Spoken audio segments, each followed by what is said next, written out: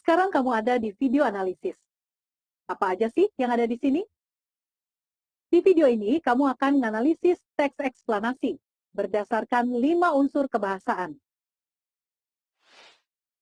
yaitu konjungsi, pronomina penunjuk, kata kerja pasif, kata denotatif, dan kata teknis.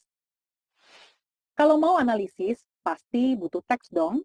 Kakak udah siapin teksnya berjudul Kebakaran Hutan. Oke, kita mulai dari konjungsi dulu ya. Kamu harus ingat, di teks eksplanasi biasanya ada 2 konjungsi yang sering dipakai. Konjungsi kausalitas dan kronologis. Konjungsi kausalitas itu konjungsi yang gambarin hubungan sebab akibat. Nah, contohnya bisa kamu temuin di kutipan-kutipan ini.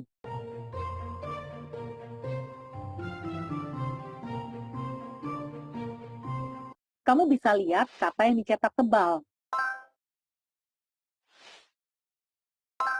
Nah, disitulah penunjuk konjungsi kausalitas karena. Kedua, konjungsi kronologis, yaitu konjungsi yang menggambarkan adanya urutan waktu kejadian. Contoh temuannya ada di kalimat ini. Penunjuk konjungsi kronologisnya pakai kata ketika. Di situ kelihatan ya, adanya waktu kejadian. Kebakaran di bawah tanah terjadi ketika cuaca sedang panas-panasnya. Barusan kamu udah analisis konjungsi kausalitas dan kronologis dari teks yang bahas fenomena alam. Sekarang coba kamu perhatiin kutipan teks yang bahas fenomena sosial.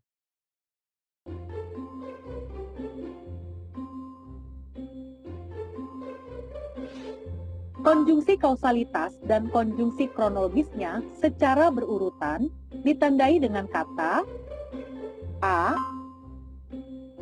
atau B.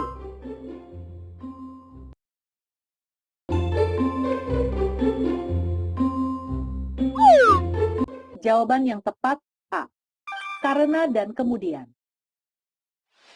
Karena nandain konjungsi kausalitas dan kemudian nandain konjungsi kronologis.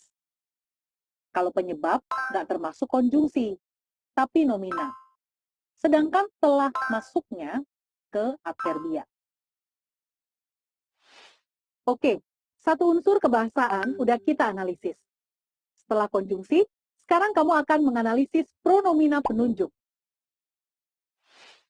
Di video sebelumnya kita udah bahas ya, pronomina penunjuk itu kata yang digunakan untuk ngegantiin penyebutan benda. Misalnya ini, itu, dan tersebut. Nah, kamu bisa temuin pronomina penunjuk di bagian ini.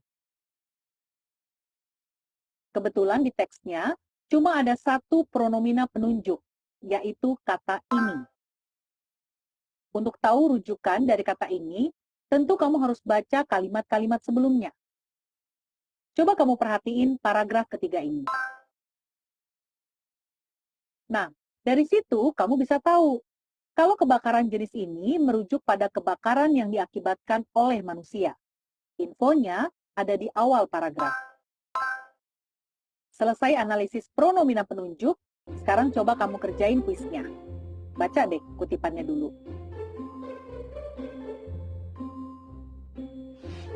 Kata yang menjadi rujukan dari kata tersebut dalam kutipan ini adalah A atau B.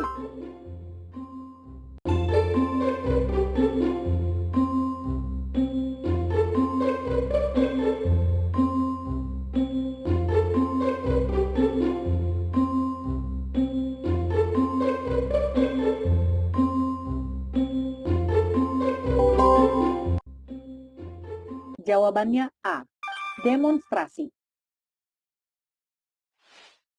Kata tersebut merujuk pada demonstrasi, karena di kalimat sebelumnya disampaikan kalau kemiskinan bukan penyebab utama terjadinya gelombang demonstrasi. Jadi, fenomena yang dimaksud adalah demonstrasi.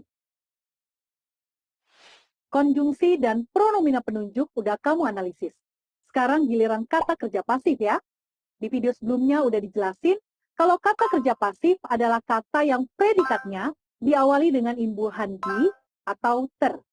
Di teks ini, kata kerja pasifnya banyak loh. Ini dia. Pada kata-kata yang dicetak tebal merupakan contoh kata kerja pasifnya.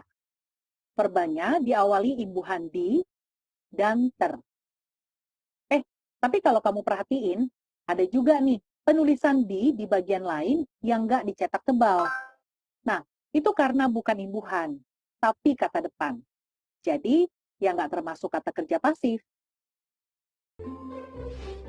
Manakah kata kerja pasif dalam kalimat tersebut? A atau B?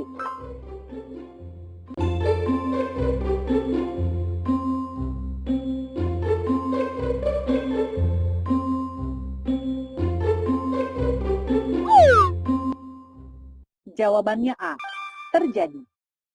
Terjadi adalah kata kerja pasif yang diawali imbuhan ter. Terus, kenapa B salah? Karena di situ bukan berfungsi sebagai imbuhan, tapi kata depan yang nunjukin tempat atau lokasi. Selesai dengan analisis konjungsi, pronomina penunjuk, dan kata kerja pasif, sekarang kamu akan menganalisis kata denotatif dan kata teknis. Masih ingat nggak apa itu kata denotatif?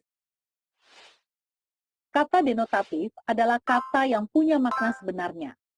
Maknanya bersifat faktual dan objektif.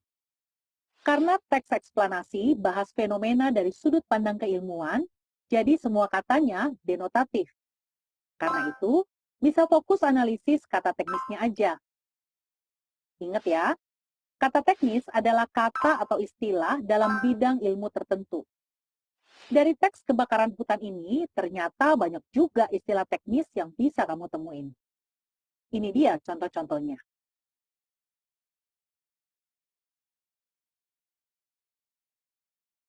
Nah, temuan-temuan ini bisa kamu klasifikasikan berdasarkan bidangnya masing-masing.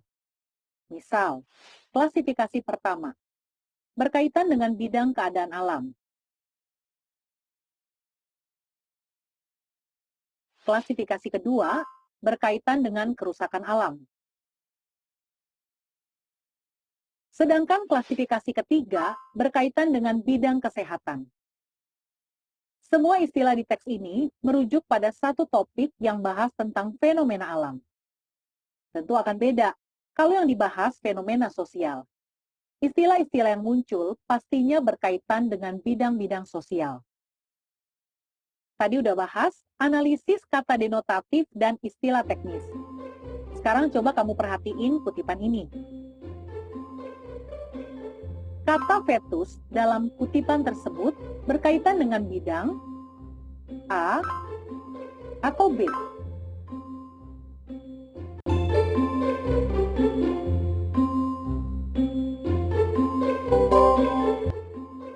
Jawabannya A, anatomi. Anatomi adalah ilmu yang mempelajari bagian-bagian tubuh. Sedangkan autotomi itu proses pelepasan bagian tubuh pada binatang, misalnya cicak. Nah, untuk tahu bidang yang sesuai dengan istilah tertentu, kamu harus tahu makna katanya dulu. Cek KBBI ya. Fetus berarti janin. Waktu kita cari kata fetus di KBBI, ada keterangan anak, yang artinya berkaitan dengan bidang anatomi. Kalau autotomi, masuknya ke bidang zoologi.